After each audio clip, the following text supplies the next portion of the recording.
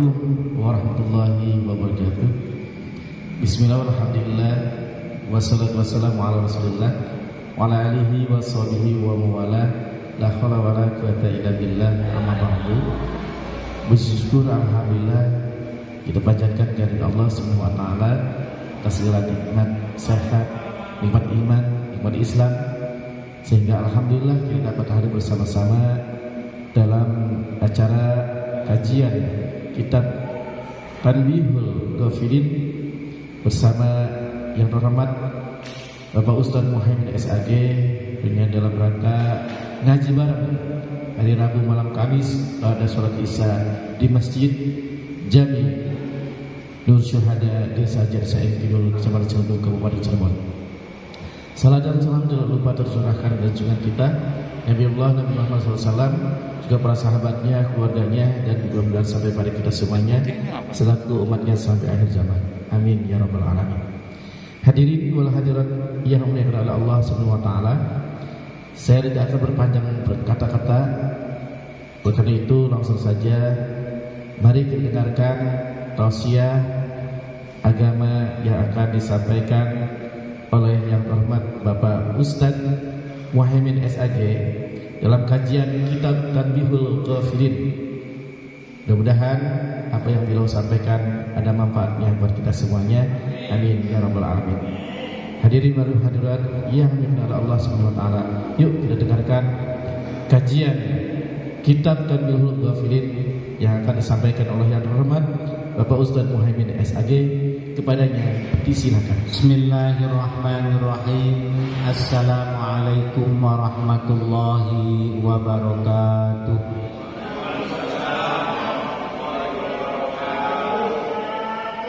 Alhamdulillahi rabbil alamin. Alhamdulillahilladzi amarna bitarkil ma'ash. Ashhadu an la ilaha illallah wa ashhadu anna Muhammadan abduhu wa rasuluh.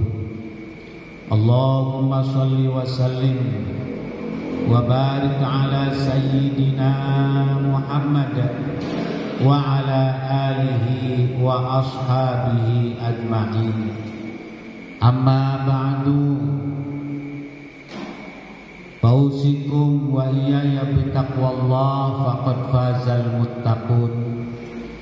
Hadirin jamaah yang dimuliakan Allah Subhanahu wa taala, alhamdulillah malam hari ini kita bisa bersama-sama ijtima, kumpul kembali dalam rangka pengajian rutin malam Kamis.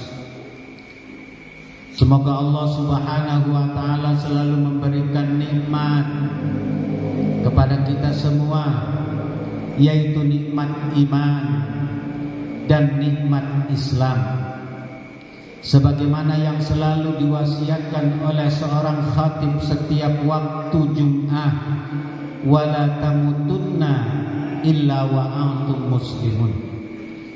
Maka semoga malam hari ini merupakan sebagai satu wasilah perantara yang insyaallah nantinya amal ibadah kita dapat diterima oleh Allah Subhanahu wa taala. Amin ya rabbal alamin.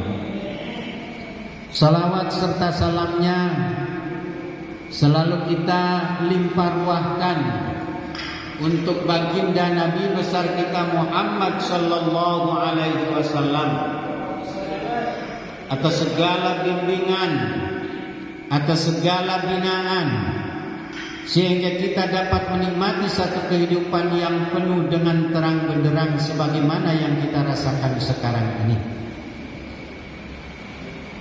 Hadirin wal hadirat jamaah malam Kemisan yang dimuliakan Allah Subhanahu wa taala. Alhamdulillah malam hari ini kita bersama-sama kumpul dalam rangka melanjutkan rutinitas kita. Kita akan membahas dalam satu bab dari dalam kitab Tanbihul Ghafilin, yaitu bab adabul qabri wa syiddatuh, yang mengandung arti tentang adabnya kubur, tentang siksanya kubur.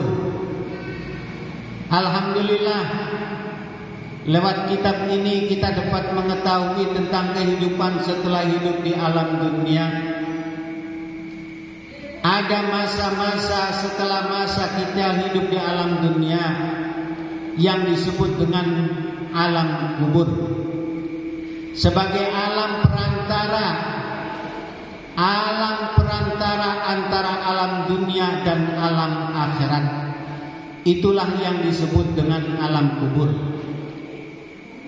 Alam kubur itu merupakan satu alam yang jelas-jelas ada, di mana setiap orang yang hidup di alam dunia, orang yang pernah hidup di alam dunia akan memasuki satu alam namanya alam kubur. Dan itulah satu alam yang jelas adanya. Ada juga yang disebut dengan alam barzah. Alam barzah itu satu alam di mana setelah hidup di alam dunia ada yang masuk juga di namanya alam barzah. Namun perbedaannya apa? Alam barzah ditempatinya oleh orang-orang yang matinya tidak ketahuan. Seperti ada orang yang kecelakaan dalam kendaraan, ada orang yang kecelakaan dalam kapal terbang, ada orang yang kecelakaan dalam kapal laut, yang jasadnya tidak diketahui oleh keluarga secara pasti, maka mereka pun meninggal dunia, tetapi masuknya ke dalam alam yang namanya alam barzah. Kalau alam kubur yang jelas jasadnya, yang jelas bentuknya, kita tempatkan dalam satu tempat namanya alam kubur. Jadi kedua-duanya mempunyai kesamaan, hanya perantara dalam kematiannya itu berbeda. Jamaah yang dimuliakan Allah Subhanahu wa taala, di dalam kitab Tanbihul Ghafilin bab Adabil Qabri wa Syiddatuh,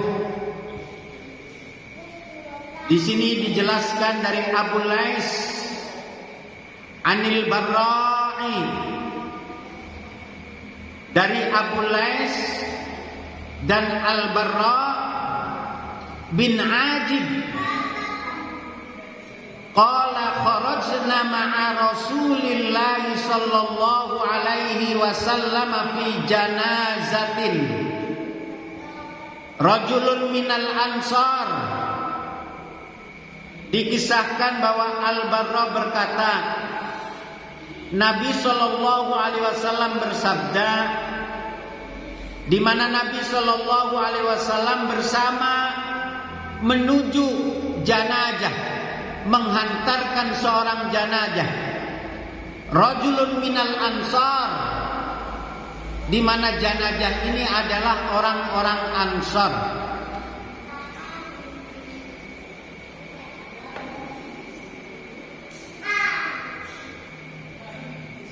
Fantahabina ilal maqbarah.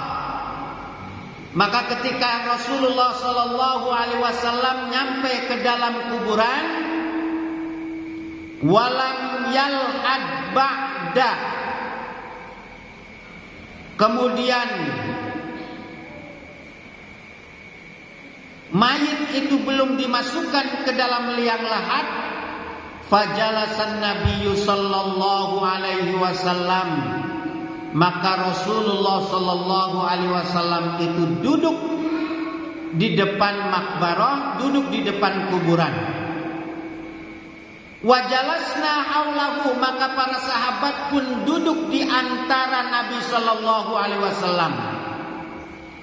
Fakana ala ru'usina at-tair, seakan-akan di atas kepalanya Nabi sallallahu alaihi wasallam itu ada toirun, burung. Maka Nabi sallallahu alaihi wasallam pada waktu itu tidak melihat ke atas, justru menunduk ke bawah.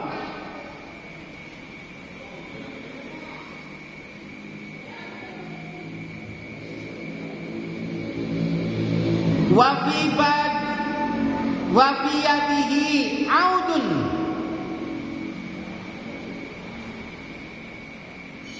yatakasat bihil ardu, yakni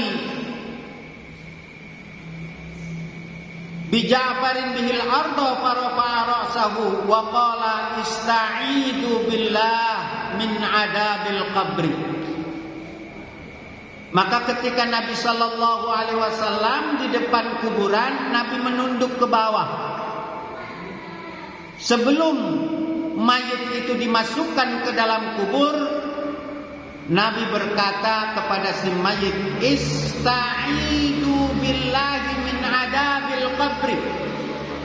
Wahai mayit, mohonlah perlindungan kepada Allah Subhanahu wa taala min adabil qabri, dari siksanya kubur. Jadi Nabi sallallahu alaihi wasallam melihat seorang mayit yang mau dikuburkan, Nabi duduk dan melihat ke bawah sambil mengatakan sesuatu kepada si mayit, ista'idu billah. Mintalah perlindungan kepada Allah dari siksanya api neraka. Sampai Nabi mengucapkannya salasan, mengucapkan ista'idu billah min adabil qabri 3 kali.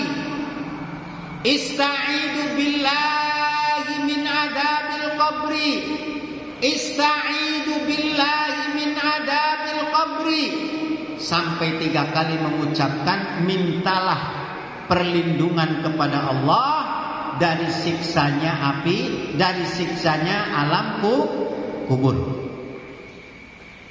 Maka jamaah yang dimuliakan oleh Allah Subhanahu wa taala, disebutkan di sini, qala innal 'abdal mu'mina idza kana fi iqbali minal akhirah wa inqita'i minad dunya nazalat ilaihi malaikatun baydun wujuhum kasyamsi wa ma'ahum kafanun minal jannah wa unutun min unutil jannah fayajlisuna maddal basari summa yaji'u. Innal abdal mu'min, bagaimana kalau seandainya si mayit itu adalah orang mukmin? Rasulullah sallallahu alaihi wasallam menceritakan, idza kana fi bali minal akhiri wa inqita'i minad dunya nazalat ilaihil malaika. Seandainya si mayit ini adalah orang mukmin, maka akan didatangi oleh malaikat, di mana baidu wujuhihim, wajahnya putih, kasyamsi, sebagaimana putihnya sinar matahari, sebagaimana putihnya matahari. Jadi untuk orang-orang yang beriman, nanti ketika sakaratul maut datang kepada kita, ingat akan datang malaikatnya Allah. Sudah dibedakan oleh Allah Subhanahu wa taala. Orang yang beriman akan didatangi oleh malaikat Allah dari wajahnya saja. Wajahnya putih seputih matahari. Kasyams wa ma'ahum kafanun minal jannah, juga akan dibawakan untuk si mayit yang beriman ini kain kafan. Bukan kain kafan dari kepala desa, bukan kain kafan dari Bapak RT, tapi kain kafan ini minal jannah. Oleh Allah Subhanahu wa taala akan ditempatkan di suatu tempat namanya surga Illiyin. Wa qala an-nabiy sallallahu alaihi wasallam wa annal 'abdal kafir idza kana fi iqbali minal akhirati wa inqita'i minad dunya nazala ilaihi malaikatun minas sama'i saud Masya Allah.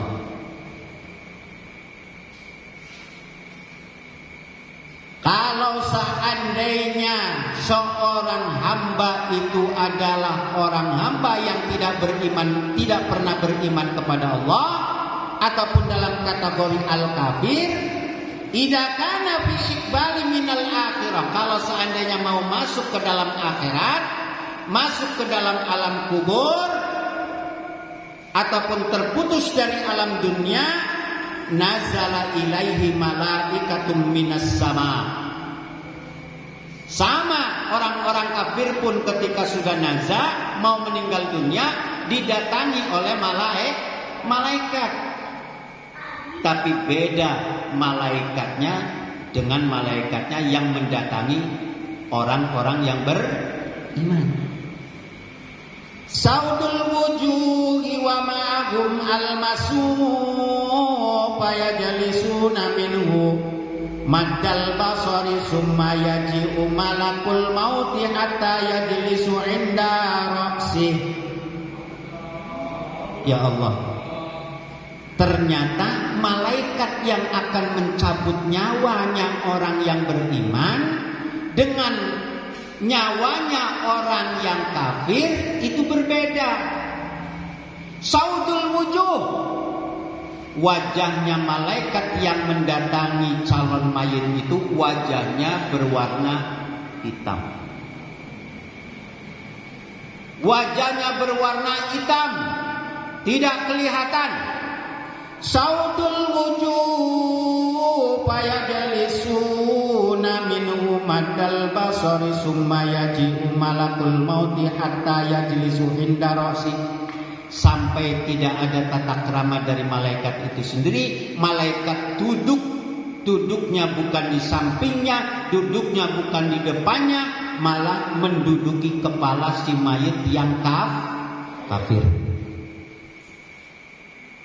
Fayaqulu, maka malaikat pun berkata, ayatuan nafsul khabisah, wahai ruh yang kotor, wahai ruh yang jelek, ukhruji ila sukhatillah, kembalilah kepada murka Allah, wa ghadibahu, dan kembalilah kepada marahnya Gusti Allah. Fatafarraqa fi a'dha'ihi kullaha, maka ruh pun keluar dari jasad, bagian jasadnya, untuk dipertemukan dengan Allah Subhanahu wa ta'ala.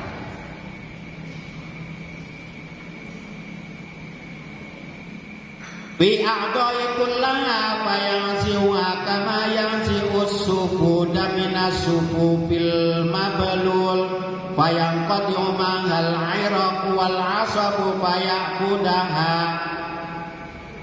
Maka matinya orang kafir itu ketika diambil ruhnya seperti besi panas yang diambil dari tempat yang basah. Bagaimana kalau ada besi panas dimasukkan ke dalam tempat yang basah? Akan berubah 100%. Mungkin sakitnya melebihi sakitnya kambing yang dikuliti.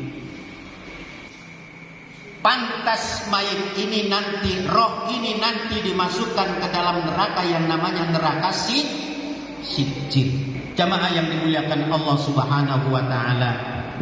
Maka kata bau fi sijjin summa tatruruhu tarhan summa qara'a wa man yusyrik billah faka'annama hadara minas sama wa yaktibuhu tayr. Jadi para jamaah yang dimuliakan Allah Subhanahu wa ta'ala, nyatanya orang-orang yang ingkar kepada Allah, proses kematiannya pun itu berbeda dengan orang-orang yang beriman.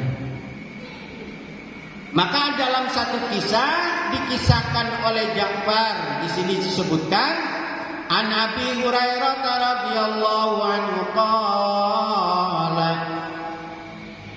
Rasulullah sallallahu alaihi wasallam innal mu'mina idza ihtasarat wal malaikatu bihariritin fiha miskun wa diyairur riyarihan wa tasilu ruhi kama tasilu sya'rati minal ajin.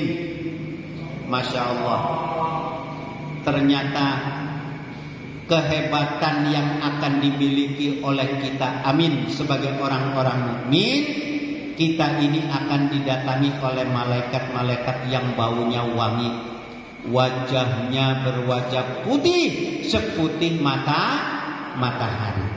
Maka akan dicabutnya ruhnya orang mukmin itu seperti air yang keluar dari pendek, langsung mengalir begitu saja dan tiba di tempatnya, di saatnya dengan indah.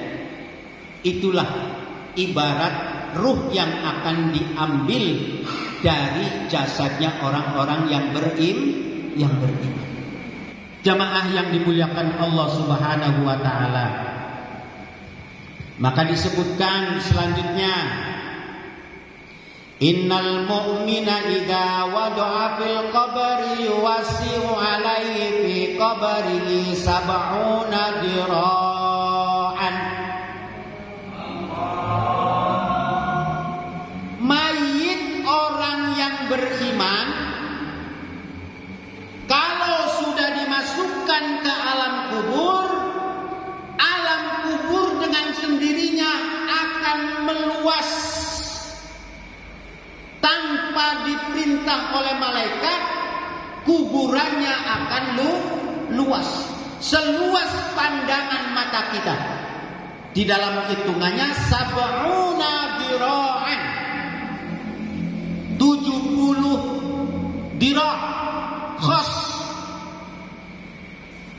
Jadi orang-orang yang beriman nanti akan diistimewakan oleh Allah. Alam kuburnya juga akan diluaskan seluas pandangan mata kita. Mata kita memandang, itulah keluasan kuburan yang akan diistimewakan, yang akan diberikan kepada orang-orang yang beriman. Innal mu'minuna idza wada'a fil qabri yuwasi'u 'alaihi fi qabri sab'una dira'an tula wa ta'shuru 'alaihi riya. Masya Allah. Bukan hanya itu, kuburannya orang-orang yang beriman oleh Allah akan diberi wangi-wangian yang wanginya lebih wangi daripada minyak kasturi. Wa innal kafira yadiku alaihi qabra. Adapun kuburannya orang-orang yang kafir, yadiku alaihi qabra, tambah sempit, tambah sempit, tambah sempit, bahkan akan menggepit badannya sehingga tulang-tulang mayit orang-orang kafir menjadi remuk. Disinilah yang disebut dengan adabnya alam kubur. Zaman Nabi Shallallahu Alaihi Wasallam, para sahabat tidak percaya dengan adanya siksa kubur. Maka pada sewaktu-waktu Siti Aisyah radhiyallahu anha didatangi oleh pengemis Yahudi.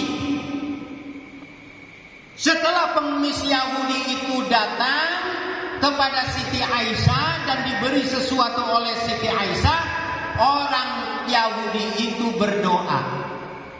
Apa doanya orang Yahudi? Semoga engkau dijauhkan dari siksa kubur. Siti Aisyah pun tidak percaya dengan adanya siksa kubur. Maka Siti Aisyah mengadu kepada Kanjeng Nabi Sallallahu Alaihi wasallam. Setelah mengadu kepada kanjeng Nabi sallallahu alaihi wasallam, dibenarkan apa yang disampaikan oleh pengemis dari orang Yahudi. Ternyata siksa kubur itu akan ada. Ternyata nikmat kubur itu akan ada. Siksanya diberikan kepada orang-orang yang ketika hidup di alam dunia tidak pernah melakukan perintah Allah.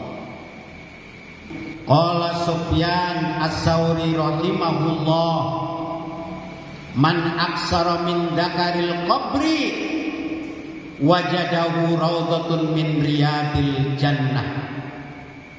Diriwayatkan oleh Abu Sufyan Ats-Tsauri bahwa siapa orangnya yang banyak mengingat tentang masalah kuburan, wajadahu raudhatun min riyadil jannah, maka orang tersebut akan dibikinkan taman, yang taman itu diambilkan dari surga. Kandungan daripada apa yang disampaikan oleh Abu Sufyan Ats-Tsauri ini apa?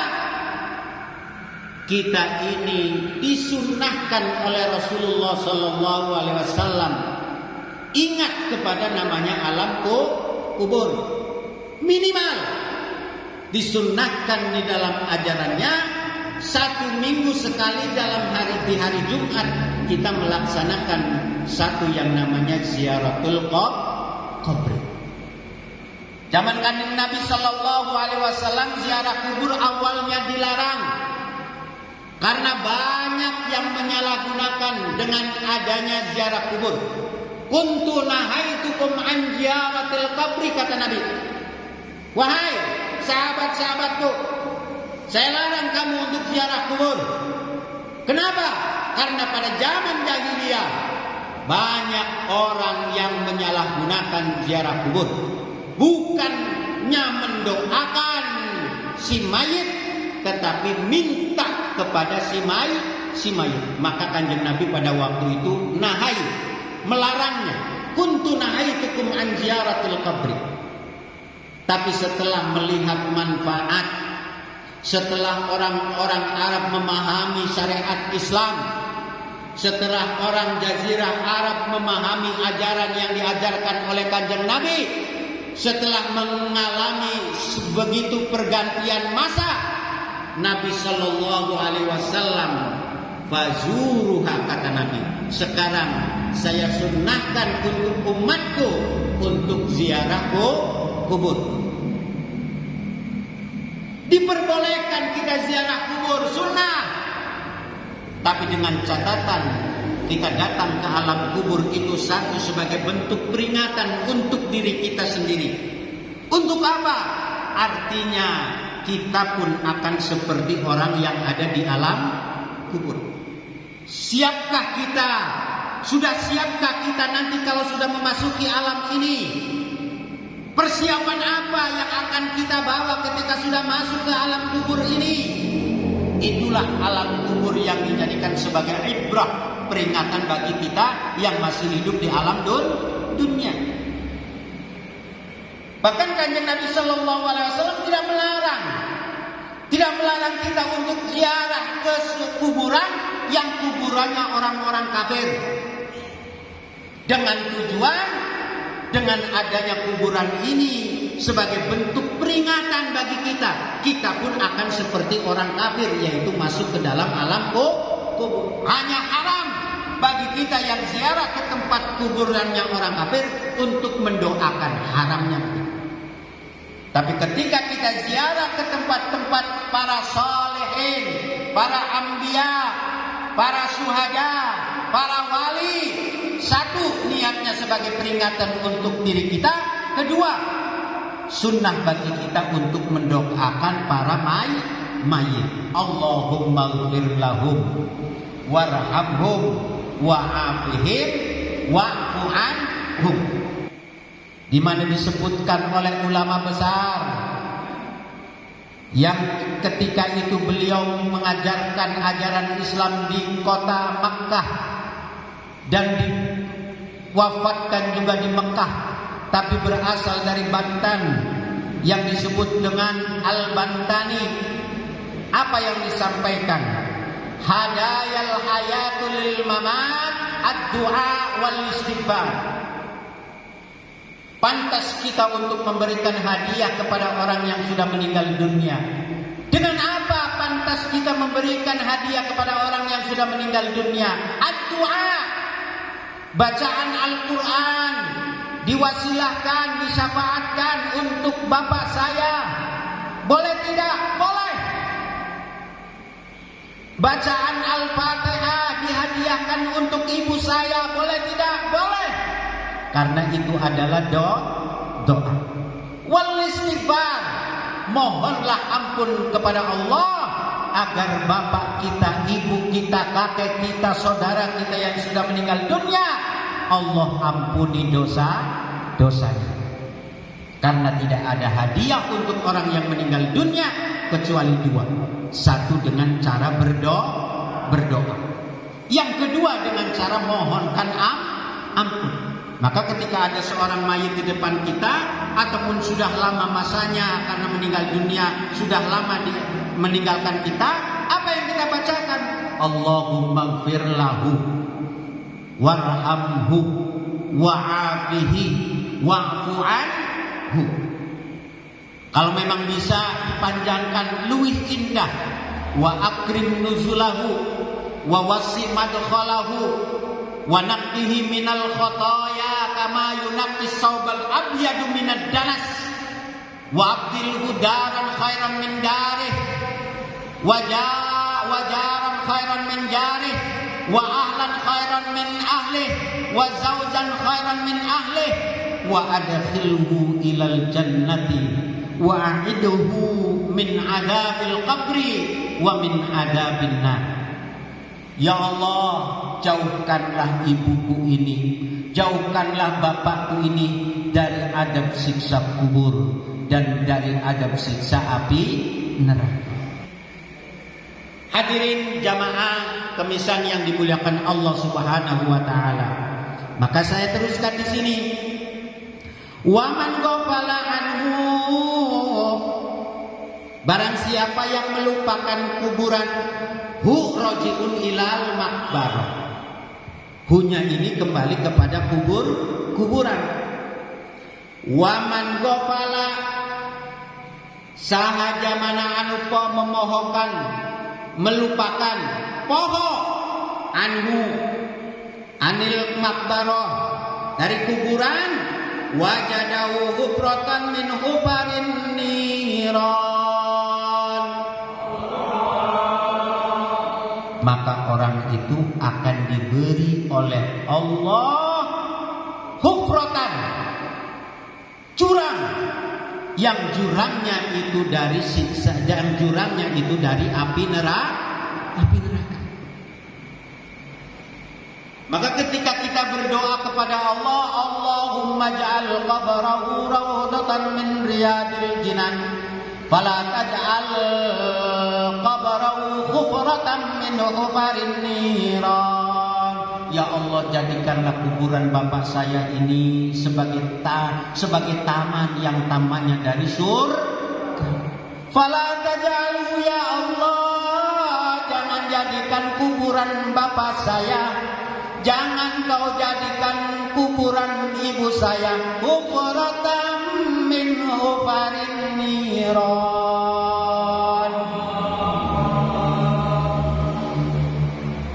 Hufrah, lubang, yang lubangnya itu dari api neraka. Maka kita doakan bapak kita, doakan ibu kita, doakan saudara-saudara muslim kita, agar mereka dijauhkan dari siksa, namanya siksa kubur. Jamaah yang dimuliakan oleh Allah Subhanahu wa taala. Jadi ada kiat-kiat yang harus kita kerjakan agar kita terjauhkan dari siksa kubur, yaitu kita melaksanakan, memelihara namanya ibadah sholat. Yang kedua sedekah. Yang ketiga adalah bacaan Quran, senang kepada Quran. Gak bisa ngaji, dengarin orang yang membaca Quran. Wa idza quri'al Qur'an fastami'u lahu wa ansitu la'allakum turhamun. Mendengarkan orang yang membaca Quran, oleh Allah akan diberi pertolongan, rahmat.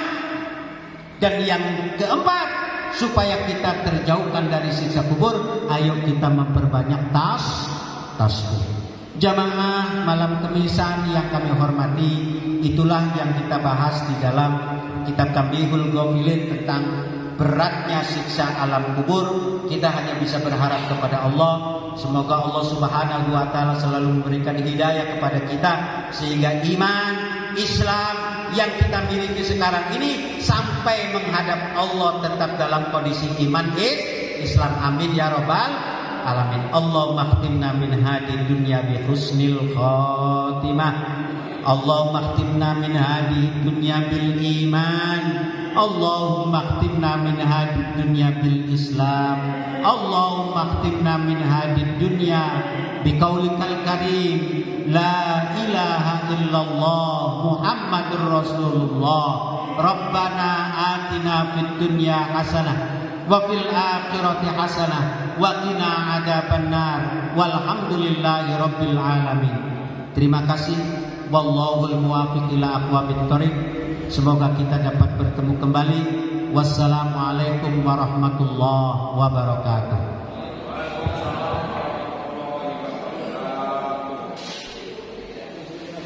Hadirin yang berbahagia, telah tadi kajian kitab Tambihul Ghafilin dengan tema dahsyatnya alam kubur yang telah disampaikan oleh yang terhormat Bapak Ustadz Muhammad SAG. Mudah-mudahan ada manfaatnya buat kita semuanya, tentunya dalam melaksanakan ibadah kepada Allah Subhanahu wa taala, sehingga kita akan dibatasi dengan apa yang tentu saja kita dengarkan tadi. Tentunya alam kubur pasti nyata, kemudian sisa kubur pasti nyata. Tentunya bagi orang yang beriman, tentunya kita beriman kepada yang gaib. Itu saja yang dapat saya sampaikan. Kurang lebihnya mohon maaf. Saya akhiri. Assalamualaikum warahmatullahi wabarakatuh.